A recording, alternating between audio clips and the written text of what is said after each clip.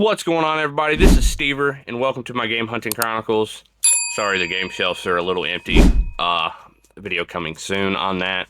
But this video, I am going over my 5 games that made me a retro gamer slash video game collector.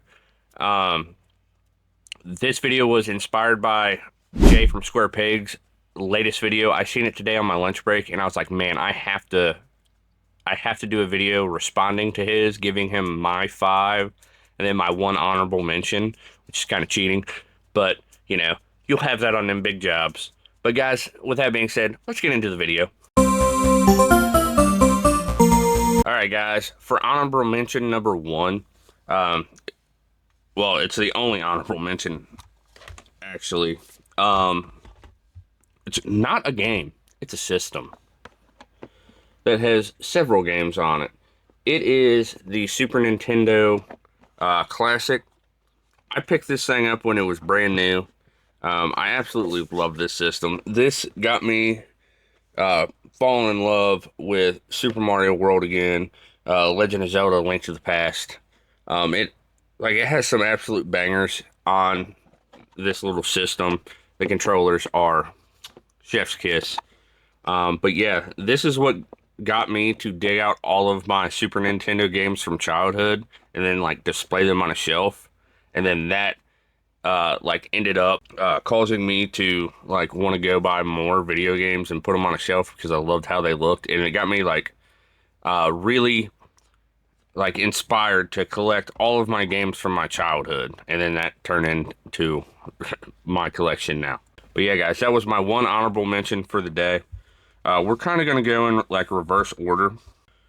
This game right here, I have 2 skateboarding games, so this is like number 5. The first game is my favorite skateboarding of all time.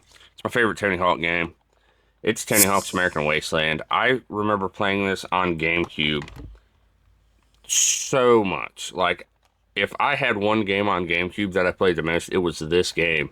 I remember going in the summer to work over at my grandfather's to put fence up for his goats, to earn enough money to buy one of them flip up screens that mount on the back of the GameCube so I could play it camping, play GameCube while we were camping. And I was mainly playing this game the whole time.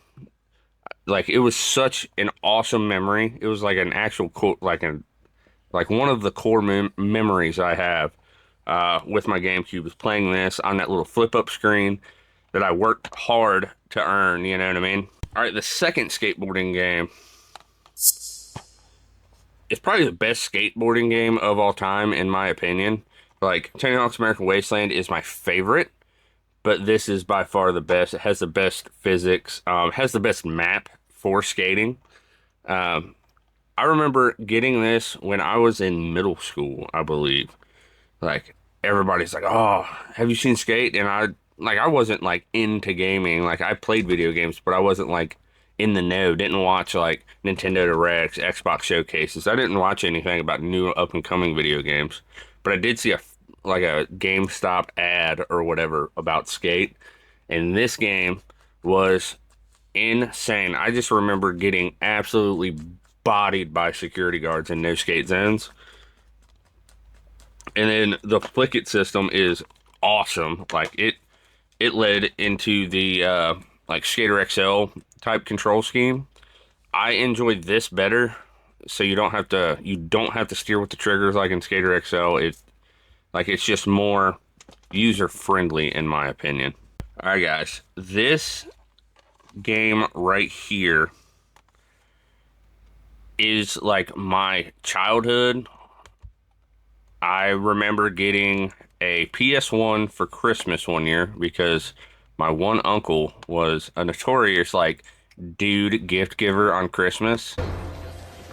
Where's your Christmas spirit? Wait till the last minute. I'm guilty of this. And then he bought everybody, all the families in my mom's side of the family, a PlayStation 1. And, you know, he thought me and my sister would enjoy this game. He picked up Spyro the Dragon. This game Oh man, yeah. Like I still play this game to this day on the Reignited trilogy. Uh, but I can beat this game in about 2.5 hours. I love this game. It's probably my favorite 3D platformer game of all time. It would be higher on the list, but there are some other games that like inspired me to collect more. Uh, but yeah, this game has a ton of nostalgia. I absolutely love like look at the disc art. Like this is insane. I would highly recommend this to anybody that hasn't played Spyro the Dragon yet. But yeah, I really, really do enjoy Spyro the Dragon. All right, the next game is probably one of my favorite 2D platforming games of all time. That kind of that this got me hooked on buying physical indie games for the Nintendo Switch. Um, I was never the type of person to buy a video game that I already owned digitally until I stumbled across this game. And that game is Celeste. I didn't buy the limited run version because I just could not find it in the wild, and I hate ordering stuff on eBay because it usually seems when I order stuff on eBay, I find it in the wild and I end up buying it twice. But yeah, this fan gamer version is pretty sweet. Comes with a booklet and a poster, in the game, of course. But this game, man, the 2D platforming in this game is so awesome.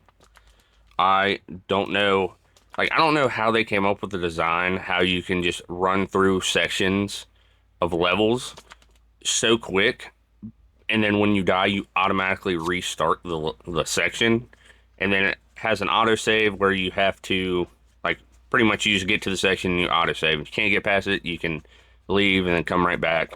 It's really worth the time. Um, I think it took me about 10 to 12 hours to beat the first time, but there's plenty of collectibles and everything else that you can and different pathways that you can find. But yeah, Celeste is by far my favorite, at least new gen 2D platforming game of all time, and the game that started my buying like cool indie games for the second time physical. Well, without this game, guys, we wouldn't have had the last game on the list. But this game is Super Mario Odyssey. This game made me buy my Nintendo Switch. I seen a video pop up on my YouTube recommended feed because I was kind of looking into uh, like how to emulate Mario 64 because I wanted to play that game again, and then this popped up.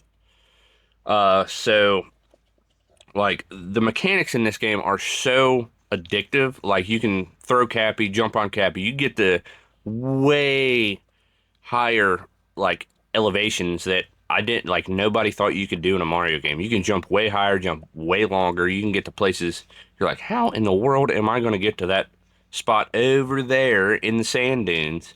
And then you can just chain combos of Cappy together. It's insane. This got me started on my Nintendo Switch addiction. Like the Nintendo Switch is probably one of my favorite consoles of all time. It's neck and neck with the PS1, honestly. Um, and the Nintendo Switch was the second console I ever bought for myself.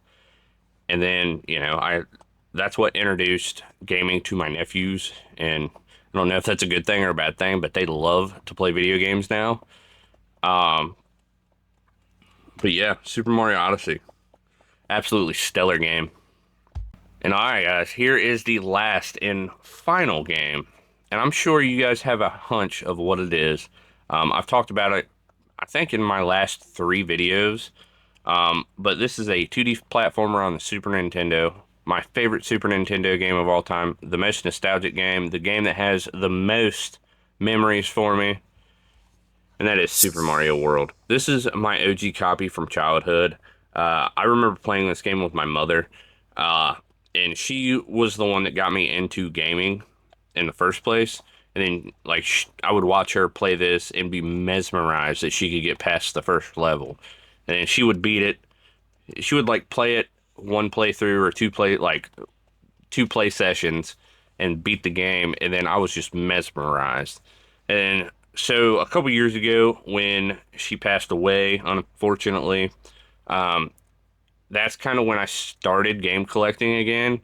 And then this has been a centerpiece in my collection ever since, really. Like, it's always standing upright so you can see the label. It's always on display.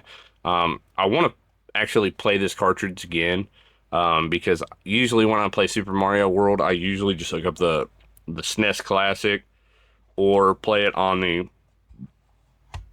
Nintendo Switch Online service, which that's a good way to play a lot of these, like a lot of the Super Nintendo and NES games. But Super Mario World, by far my favorite game of all time, just because of the nostalgia. And that's, like, honestly, that is the game that got me to become a gamer. Like, I fell in love with video games ever since then. And then I've lost the love, then I fell back into it several times with these video games on this list. I would like to find the box, like a CIB version of this, but I know that the price is astronomically insane. But, you know, that would be like my holy grail game. And then, you know, I would put this in like a little shadow box with it and whatnot. You know what I mean? But guys, thanks for enjoying the video. This has been Stever. Thank you for coming on my Game Hunting Chronicles with me. I will catch you guys on the next video. See ya.